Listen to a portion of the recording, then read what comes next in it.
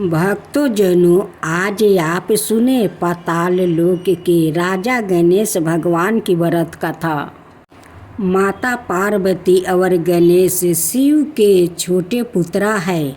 भगवान गणेश जी ने माता पिता और देवताओं के द्वारा प्रथम पूजिया होने का आशीर्वाद प्रदान किया गया। कथाओं में ऐसा उल्लेख है कि भगवान गणेश का जन्म माता पार्वती के उपटन से हुआ और भगवान शिव द्वारा उन्हें गज का सर लगाया गया, जिससे उन्हें यह रूप मिला है। इसलिए भगवान गणेश को गजानन भी कहा जाता है। भगवान गणेश की कथाओं का वर्णन अनेक ग्रंथों में मिलता है। गणेश से जुड़ी कई ऐसी कथाओं है जो कृष्णा लीलाओं से भी मिलती जुलती है। इन सभी लीलाओं का वर्णन मुंडल पुराण, गणेश पुराण और शिव पुराण में मिलता है। तो आज हम आपको भगवान गणेश से जुड़ी कुछ ऐसी ही रोचक कथाओं के बारे में बताने जा रहा हूँ। पाताल लोक के राजा गणेश अपने भी भगवान गणेश से जुड़ी कई कथाओं के बारे में सुना होगा, लेकिन शायद बहुत कम लोग जानते हैं कि भगवान गणेश पाताल लोक के राजा भी है। कथा के अनुसार एक बार गणपति ऋषि मुनियों को पुत्रा के साथ पराशर ऋषि के आश्रम में खेल रहे थे। तभी वहाँ कुछ नाग कन्या आ गई। नाग कन्या गणेश को आग्रह पूर्वक अपने लोक लेकर जाने लगी। भगवान गणेश भी उनका आग्रह ठुकरा नहीं पाए और उनके साथ चले गए। नाग लोग पहुँचने पर नाग कन्याओं ने उनका हर तरह से स्वागत सत्कार किया। तभी वहाँ नागराज वासुकी ने भगवान गणेश को देखा और उपवास के भाव से भगवान गणेश से बातें करने लगे और उनके रूप का वर्णन उन्हीं के सामने करने लगे। भगवान गणेश को क्रोध आ गया। उन्होंने वासुकी के फन पर पैर रख दिया और उनके मटुक को भी सवाए पहन लिया। वासुकी के दर्शन देख कर उनके बड़े भाई शेषनाग भी वहाँ आ गए। उन्होंने हुंकार भरते हुए कहा, किसने मेरे भाई के साथ इस तरह का व्यवहार किया है? जब भगवान गणेश शेषनाग के सामने आए तो वो उन्हें पहचान गया और उनका अभिदान करने लगे और उन्हें नाग लोक यानी पाताल का राजा घोषित कर दिया। एक दंत कैसे हो गए भगवान गणेश? भगवान गणेश को हम सभी एक दंत के नाम से भी जानते हैं। आज आप सुने गणेश जी की खीर की कहानी। एक बार गणेश जी ने पृथ्वी के मनुष्यों परीक्षा लेने का विचार किया। वो अपना रूप बदलकर पृथ्वी पर भ्रमण करने लगे। उन्होंने एक बालक का रूप बना लिया। एक हाथ में एक चम्मच में दूध ले लिया और दूसरे हाथ में एक चिमटी चावल ले लिया और गली गली घूमने लगे। साथ ही साथ आवाज़ लगाते चल रहे थे, कोई मेरे लिए खीर बना दे, कोई मेरे लिए खीर बना दे। कोई भी उन पर ध्यान नहीं दे रहा था, बल्कि लोग उन पर हंस रहे थे लगातार एक गांव के बाद दूसरे गांव इसी तरह चक्कर लगाते हुए पुकारते रहे, पर कोई खीर बनाने के लिए तैयार नहीं था। सुबह से शाम हो गई, गणेश जी लगातार घूमते रहे। एक बुढ़िया थी, शाम के वक्त अपनी झोपड़ी के बाहर बैठी हुई थी। तभी गणेश जी वहाँ से पुकारते हुए निकले कि कोई मेरी खीर बना दे, कोई मेरी खीर बना दे। बुढ़िया बहुत कोमल हृदय वाली स्त्री थी। उसने कहा, बेटा मैं तेरी खीर बना देती हूँ। गणेश जी ने कहा, माई अपने घर में से दूध और चावल लेने के लिए बर्तन लाओ। बुढ़िया एक कटोरी लेकर जब झोपड़ी से बाहर आई तो गणेश जी ने कहा, अपने घर का सबसे बड़ा बर्तन लेकर आओ। बुढ़िया को थोड़ी झंझलाहट हुई, पर उसने कहा, चलो बच्चा का मन राख लेती हूँ। और अंदर जाकर वो अपने घर सबसे बड़ा पतीला लेकर बाहर आई। गणेश जी ने चम्मच में से दूध पतीले में ढालने शुरू किया।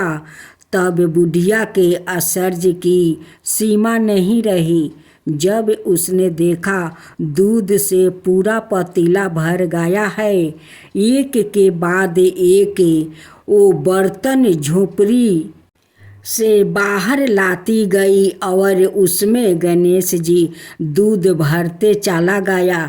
इस तरह से घर के सारे बर्तन दूध से लबलाब भर गया। गणेश भगवान ने बुढ़िया से कहा, मैंने स्नान करके आता हूँ, तब तक तुम खीर बना लो, मैं आपस आकर खाऊंगा। बुढ़िया ने पूछा, मैं इतनी सारी खीर का क्या करूँगी? इस पर गणपति जी बोले, सारे गांव को दावत दे दो। बुढ़िया ने बड़े प्यार से मन लगाकर खीर बनाई। खीर की भीनी भीनी मीठी मीठी खुशबू चारों दिशाओं में फैल गई। खीर बनाने के बाद वो हर घर में जाकर खीर खाने का न्योता देने लगी। लोग उस पर हंस रहे थे। बुढ़िया के घर में खाने को दाना नहीं और यह सारे गांव को खीर खाने की दावत दे रही है। लोगों को कतूहल हुआ और खीर की खुशबू से लोग खींचे चले आ गए। लो सारा गांव बुढ़िया के घर में इकट्ठा हो गया। जब बुढ़िया की बहू को दावत की पता मालूम हुई तो तब वो सबसे पहले वहाँ पहुँच गई। उसने खीर से भरे पतीलों को जब देखा तो उसके मुंह में पानी आ गया। उसे बड़ी जोर से भूख लगी हुई थी। उसने एक कटोरी में खीर निकाल ली और दरवाजे के पीछे बैठकर खाने की तैयारी करने लगी। इसी बीच एक जूठा गिर गया और गणपति जी को भोग लग गया और वो प्रसन्न हो गए। अब पूरे गांव को खाने की दावत देकर बुढ़िया वापस अपने घर आई तो उसने देखा बालक वापस आ गया था। बुढ़िया ने कहा, बेटा खीर तैयार है, भोग लगा लो। गणपति जी बोले, माँ भोग तो लाग चुका है, मेरा पेट पूरी तरह से भर गया है, मैं तृप्त हूँ, अब तू खा, अपने परिवार और गांव वालों को खिला। बुढ़िया ने कहा, यह तो बहुत ज़्यादा है, सबका पेट भर जाएगा, इसके बाद भी यह बच जाएगी। उस बीच खीर का मैं क्या करूँगी? इस पर गणेश जी बोले, उस बची खीर को रात में अपने घर के चारों कोना में रख देना। और बुढ़िया ने ऐसा ही किया। जब सारा गांव जी भर कर खा चुका तब भी ढेर सारी खीर बच गई। उसने उसके पात्रों को अपने घर के चारों तरफ रख दिया। सुबह उठकर उसने क्या देखा, पतीलों में खीर के स्थान पर हीरे जवाहरात और मोती भर गया है। वो बहुत खुश हुई, उसकी सारी दलिद्रता दूर हो गई और वो आराम से रहने लगी। उसने गणपति जी का एक भाव मंदिर बनवाया और साथ में एक बड़ा सा तालाब भी खुदवाया। इस तरह उसका नाम दूर दूर तक प्रसिद्ध हो गया। उस जगह वार्षिक मेले लगने लगे। लोग गणेश जी की कृपा प्राप्ति करने के लिए उस स्थान पर पूजा करने लगा और मन्नत मांगने के लिए आने लगे। गणेश जी सब की मनोकामना पूरी करने लगे।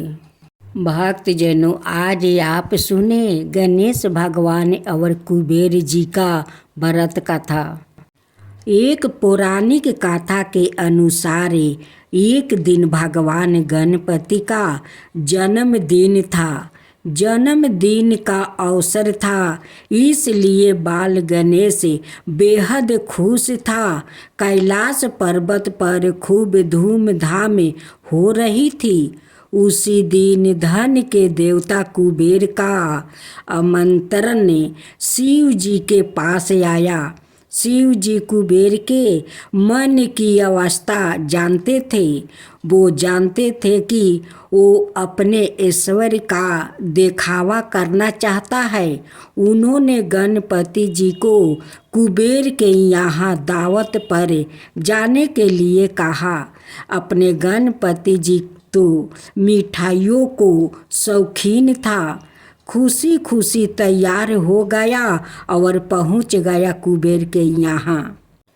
कुबेर ने दावत दी थी, इसलिए इंतजाम भी बड़े पैमाने पर किया गया था। तरह तरह के अनोखे के पकवान बनाया जा रहा था। विशेष रूप से मिठाइयाँ बहुत ही लाजवाब थी। पूरे वर्तमान में तरह तरह के पकवानों की खुशबू स्वादी महक तैर रही थी। विशेष रूप से गणपति जी के लिए मोदक बनाए जा रहे थे। उनमें मेवा मिश्री भरे जा रहे थे। लड्डुओं की खुशबू से बाल गणपति जी के नाथन फरकने लगे और मुंह में पानी आ गया। कुबेर की दावत में उन्होंने भरपूर पकवान खाए। ढेर सारी मिठाइयाँ खाने के बाद भी उनका मन नहीं भरा। उन्होंने सोचा कि कुछ मिठाई अपने बड़े भाई कार्तिक के लिए और कुछ अपने लिए भी ले लेता हूँ, जो कि बाद में खाऊंगा। इस तरह विचार करके उन्होंने ढेर सारी मिठाइयाँ एक पोटली में बांध ली। उस पोटली को उन्होंने अपनी गोद में रखा और अपनी सवारी मूषक राज पर सवार हो गए। सवारी पर सवार होकर वो रात में ही अपने घर कैलाश पर्वत की ओर चल दिया। रात का समय था। चारों तरफ चांदनी बिखरी हुई थी। शीतल बाहु शरीर में सिहरन पैदा कर रही थी। अधिक पेट भरा होने के कारण नींद के झोंके आने लगा। सुंदर ताताबरन में मजे से मूषक राजे धीरे धीरे गणपति जी को लेकर मस्त में चले। कूदते कूदते चले जा रहे थे, तभी अचानक फुसफुस सामने से एक सरफराज की फुफकार सुनाई दी। इससे चूहा डर गया और जोर से कूदा। गणपति जी का संतुलन बिगड़ गया और वो मिठाई सहित गिर पड़े। उन्होंने इधर उधर चारों तरफ देखा कि कोई देख तो नहीं रहा है। ना निर्जल रात्रि का समय था, वहाँ कोई नहीं था। हाँ, इससे गणपति जी को सांत्वना मिली और उन्होंने मिठाई को एकत्रित करना शुरू किया। तभी उन्हें हंसी की आवाज़ सुनाई दी।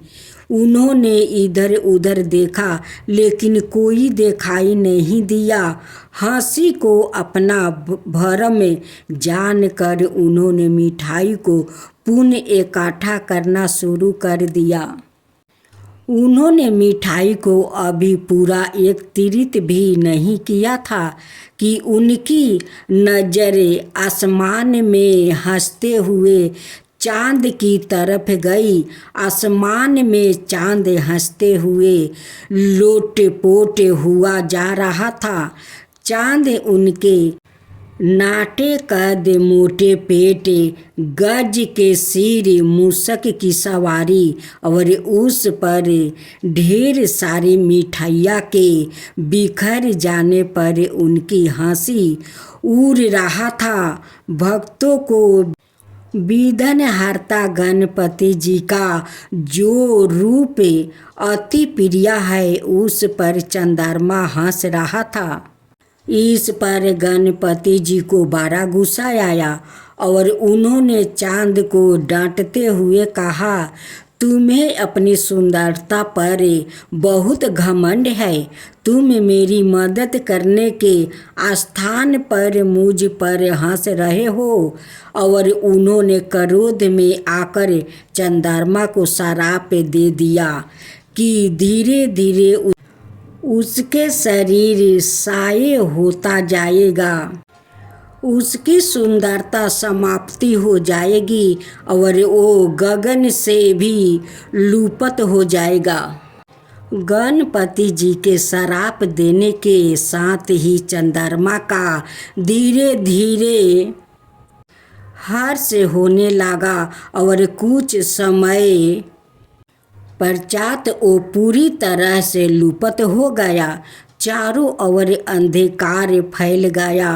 अनय वनस्पति और औषधियों मुरझा गई। औषधियों के अभाव में मनुष्य बिना बीमारियों से मरने लगे। संसार में चारों ओर हाहाकार मच गया। लोग मदद के लिए देवताओं को पुकारने लगे। लगता था जैसे संसार का अंत ही आ गया हो। देवताओं ने अग्नि और इंद्र देव को चंद्रमा के पास भेजा।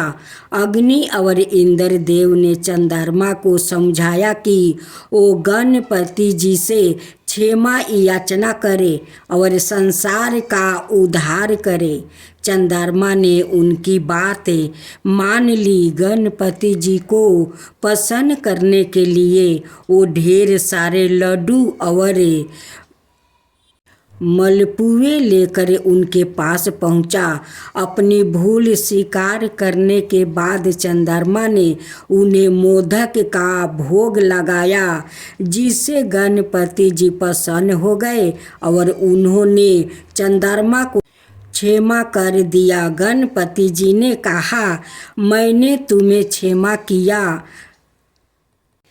किंतु मैं अपना श्राप वापस नहीं ले सकता, केवल उसका प्रभाव कम कर सकता हूँ।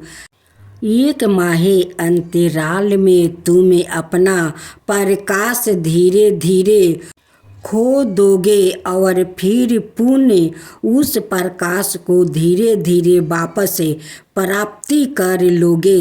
यह है प्रक्रिया निरंतर चलती रहेगी।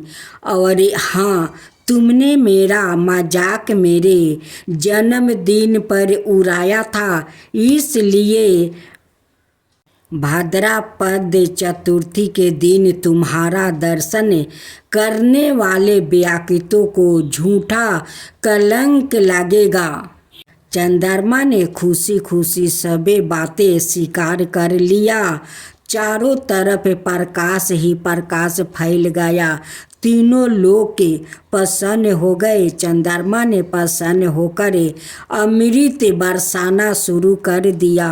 अनाए वनस्पतियाँ और औषधियों फिर से खिल उठी। संसार में नव जीवन का संचार हुआ। सब लोग नाचने गाने और उत्साह मनाने लगे।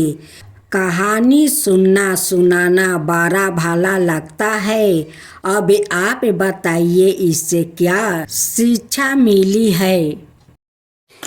जय गणेश जय गणेश जय गणेश देवा, माता जानकी पार्वती पिता महादेवा। जय गणेश जय गणेश जय गणेश देवा। एक दांत दयावंत चार भुजी धारी, मस्तक सिंदूर सोहे मूस की सवारी। जय गणेश जय गणेश जय गणेश देवा, माता जानकी पार्वती पिता महादेवा।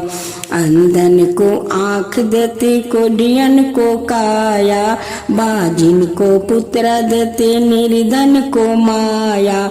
जय गणेश जय गणेश जय गणेश देवा, माता जानकी पार्वती पिता महादेवा। हार चढ़े फूल चढ़े और चढ़े मेवा, लड्डुअन का भोग लगे संत करे सेवा। जय गणेश जय गणेश जय गणेश देवा, दीनन की लाज रखो सुबह सुती बारी, कमना का पूरा करो जग बलिहारी। जय गणेश जय गणेश जय गणेश देवा, सूर्य सायं शरण आए सफल की जो सेवा। जय गणेश जय गणेश जय गणेश देवा, माता जानकी पार्वती पिता महादेवा। जय गणेश जय गणेश जय गणेश देवा, माता जानकी पार्वती पिता महादेवा।